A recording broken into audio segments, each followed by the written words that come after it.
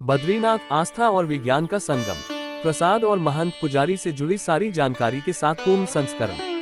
हिमालय की गोद में बसा बद्रीनाथ मंदिर सिर्फ एक तीर्थ स्थल नहीं, यह एक चेतावनी है, एक आह्वान उस विश्वास का जो सहस्त्रों वर्षों से अडिग खड़ा है। कहा जाता है कि पहले ये स्थान शिवजी का तपस्थल था। वो बद्री वृक्षों के बीच ध्यानमग्न रहते थे, जहाँ न शब्द थे न शोर, बस मौन की गूंज थी। फिर एक दिन भगवान विष्णु वहां आए। शिवजी ने उन्हें स्थान दिया, क्योंकि जहां तप है वहां भगवान को वास करने से कोई रोक नहीं सकता। तभी से इस स्थान का नाम पड़ा बद्रीनाथ, अर्थात बद्रीवन का स्वामी। यहाँ दिया जाने वाला प्रसाद भी एक रहस्य है। यह मंदिर के पीछे स्थित विशेष भोगगृह में तैयार किया जाता है, जहाँ लकड़ी की अग्नि पर तांबे के बर्तनों में विशुद्ध सामग्री से प्रसाद पकाया जाता है।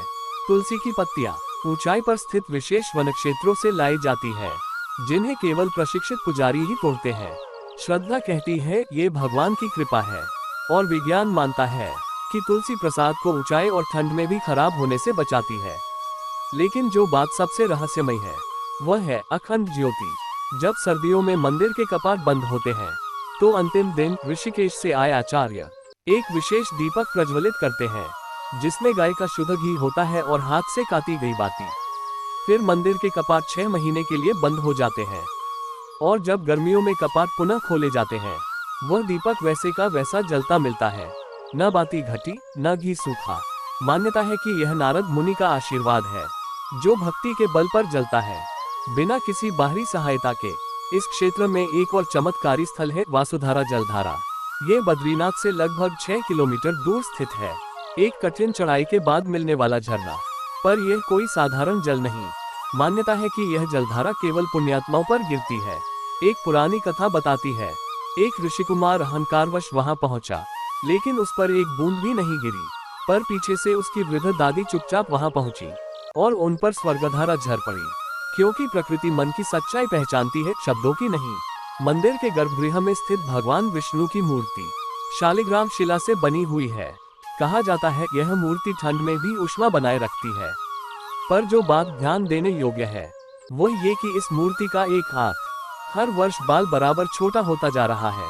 कई मान्यताओं के अनुसार जिस दिन ये हाथ पूरी तरह टूट जाएगा वह दिन इस मंदिर का अंतिम दिन होगा, या शायद एक युग के अंत और अगले युग की शुरुआत का संकेत। और अब जो बात बहुत कम लोग जानते हैं, इस मंदिर के मुख्य पुजारी, जिन्हें रावल कहा जाता है, हमेशा केरल के नंबूद्री ब्राह्मण ही क्यों होते हैं? इसका उत्तर छुपा है आदि शंकराचार्य की कथा में। 8वीं शताब्दी में जब बद्रीनाथ एक वीरान भूमि थी, तब दक्षिण से आए शंकराचार्य ने इसे पुनर्जीवित किया। उन्होंने कहा, इस मंदिर की पूजा केवल ऐसे ब्राह्मण करें जो धन, नाम और स्वार्थ से परे हों, और उन्हें ऐसे तपस्वी केवल केरल के नंबूद्री समुदाय में मिले। इसलिए आज भी बद्रीनाथ के रावल केवल केरल से चुने जाते हैं। विवाहित होते हुए भी सेवा के समय वे वैराग्य जीवन जीते हैं, न दान लेते हैं न कोई संपत्ति, सिर्फ भगवान की सेवा। और अंत में जब एक और तपस्वी हाथ में ग्रंथ लेकर मौन खड़ा हो और दूसरी ओर एक वैज्ञानिक तथ्यों से भरी आंखों से देख रहा हो, तो हम समझते हैं कि रॉयल राज का अर्थ क्या है। जहां विज्ञान की आंखें बंद हो जाती हैं, वहीं श्रद्धा की आंखें खुलती हैं।